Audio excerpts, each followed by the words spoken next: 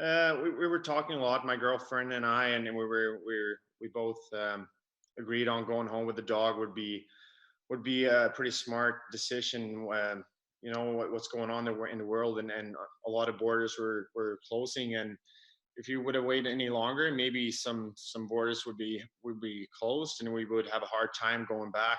And it feels better to be here in Karlstad with the dog and close to family and friends. Even though Edmonton is a good place to be, and obviously we like it there. We would like to be here close to our friends and family. I know the question is going to come to us from media. So the name of your dog and what type of breed it is. It's an Australian Terrier, so it's a smaller dog. It's a Swedish name called Majsan. It's like I don't know how to translate it to English, but it's a cuddly dog, kind of a nice dog. Question from Ryan Rashog, TSN, undog related. For a few years now, people have questioned the strength of the Oilers' blue line. Do you feel that this season has answered critics and proved something that the Oilers' blue line is better? I think so, for sure. And yeah, just the way we played. Goaltending has been really good all year. But it's a good if you're going to win Stanley Cup and have a good playoff run, you need all the pieces to work. And this year, I think we had most of our pieces working really good for the big part of the year. And obviously, it feels like we had a good year from the blue line. And obviously, myself, I think I played pretty solid. So once again, it feels really weird. And obviously, I would like to be in Edmonton right now, prepare myself for playoff. But we'll see what's going on. But this year was a pretty good year. A couple follow-up questions with regard to some of your teammates on the blue line from Ryan Rashog, specific to Darnell Nurse. How have you seen his leadership style emerge in the room for the last few seasons? How important is he to setting a tone for the team? He's very important. I think there was no surprise that he got an assistant captain this year. Well deserved. Great guy in the locker room. Very professional. He's a big, strong guy, and he's very, very, very important for us on the blue line. To have him healthy and playing a lot of minutes and strong minutes, that's going to help us in the long run. And I'm really looking forward to see Darnell play in the future and see where he end up, because he has a lot of potential. And from Reed Wilkins, Ched Radio, what did you see in younger defensemen like Ethan Bear and Caleb Jones that allowed them to contribute as much as they did this season? I'm very impressed by, first off, Ethan Bear, who came up early and really made a big impact to the whole league. I think did not expect him to play that mature and be very, very, very solid for almost every game. And that's something that I find really hard when I came up to be very consistent. And if you're consistent, you earn your minutes, and you play more, and you feel better about yourself, and you can eventually play with bigger confidence and better poise. But I'm just really, really impressed by how he came up, and from the first minute he played with a lot of poise and a lot of confidence, and I'm really impressed, and I'm very happy we have him in the organization. Another question from Ryan Rashog, TSN. Have you noticed a difference between the way people in Sweden are reacting to this whole situation versus what you saw in Canada before you left? Yeah, it's different. Obviously, it's different countries have different tactics of tackling this major problem right now. What's going on, but obviously, it's hard for me to sit here and say what's wrong or what's right. Sweden is going one way, and we just gotta figure it out, because obviously it's a bigger problem. It's bigger than hockey. It's bigger than any sport. So we just gonna try to make the best of the situation right now. Obviously, I try to stay away, like I said, try to stay away from any Oilers, obviously, and a lot of people. It's weird, but I think it's very important that everybody's taking this seriously. A question from Mark Spector: How late are you willing to play into the summer and still start next season on time? Obviously, lots of rumors out there on what might happen. What would be what you'd like to see? Obviously, like I said earlier, I think I saw something about Connor said if we start playing again, it's probably going to be the best playoffs ever. Everyone is healthy and hopefully healthy and well rested. So it would be very fun and very excited to go into a playoff when everybody is feeling fresh. But obviously, it's tough to say. I mean, it's going to be really weird to go in there and play in August, July, August, and be done maybe in late August, and then who knows when we're going to start next season. It's going to be very weird. But obviously, you want to go into playoffs, and we deserve to be in the playoffs. I think we've been having a good year, and like I said earlier, this should be and would have been the most interesting part of the year for us. Another question from Mark Spector. What do you think of maybe changes that might happen when we come back? Is it possible you think that fans might not want to gather as 18,000 people together, or handshake lines after your playoff series? Have you thought of any things that you think might change after all this?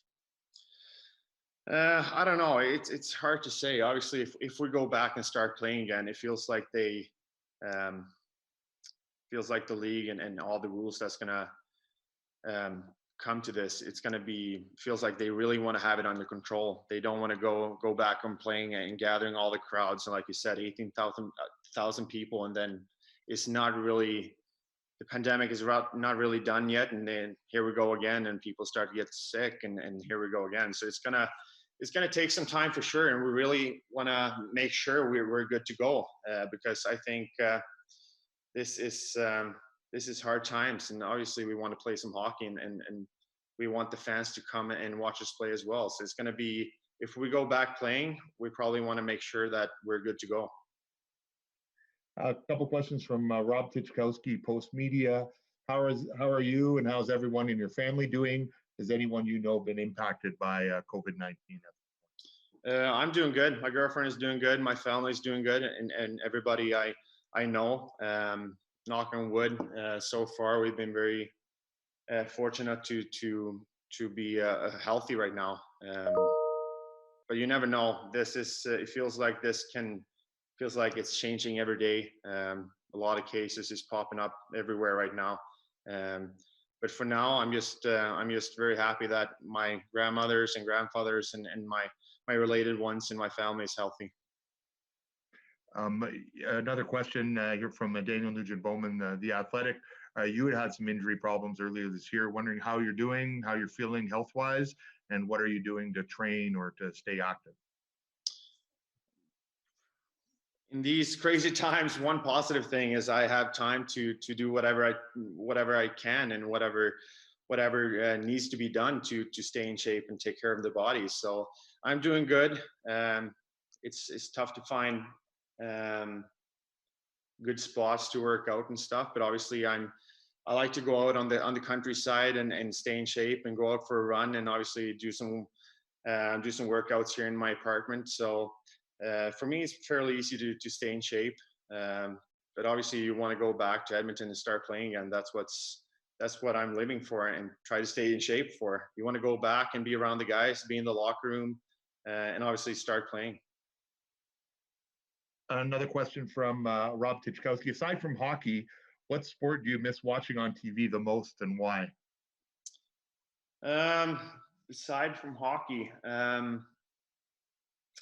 I miss the golf. The Augusta National is usually a fun time usually in Edmonton, and to be around some guys and watch the players play some good golf. I like that, and I'm gonna miss that for sure. And obviously, it's a lot of it's a big event, or was going to be a big event. The Euro soccer was going to be in this summer, so I'm gonna miss the soccer and the golf the most. How much from Ryan Rishaug, TSN? How much communication are you having as a team, or are the players talking together on a chat group, that type of stuff? We're talking a lot, but it feels like it's changing. New stuff is popping up every day, so it's you have to be open-minded, I guess, because you can hear one thing one day and then the other day is different. So we're just gonna take one day at a time here and see what's going on. But obviously, everyone is feeling the way I do. I think it's really weird to be home this time of year, and obviously when you've been playing some good hockey, you deserve to to be on the ice for the most exciting time of the year. So we just gonna ride this out and take one day at a time. But I think all the players in the whole league want to get back playing. Mark Spector with an interesting question. What is it like doing an interview without being chirped by Adam Larson? Oh, it's nice. Maybe I should go home with a laptop in Edmonton when we start playing again. It's different for sure, but I like that. And Ryan Rashog asking if there's anybody in the chat group that is more active than others, that uses it more and seems to have more to say. Darnell is our rep for the team, so he is coming with most of the information. But I think it's not really one guy who's talking and have a lot of ideas and stuff. I think we're very equal as a group, and we all think the same about this. Obviously, this is way bigger than any sport, and even hockey, obviously. So we got to be smart, but obviously we want to get back playing, and that's including the whole team. One final question from Mark Spector, and Oscar, I'll be careful on how you answer this, but do you miss the Edmonton media? I miss the Edmonton media a lot, actually. I'm going to bed talking to my girlfriend every night. Oh, I miss Mark Spector a lot. I miss him so much.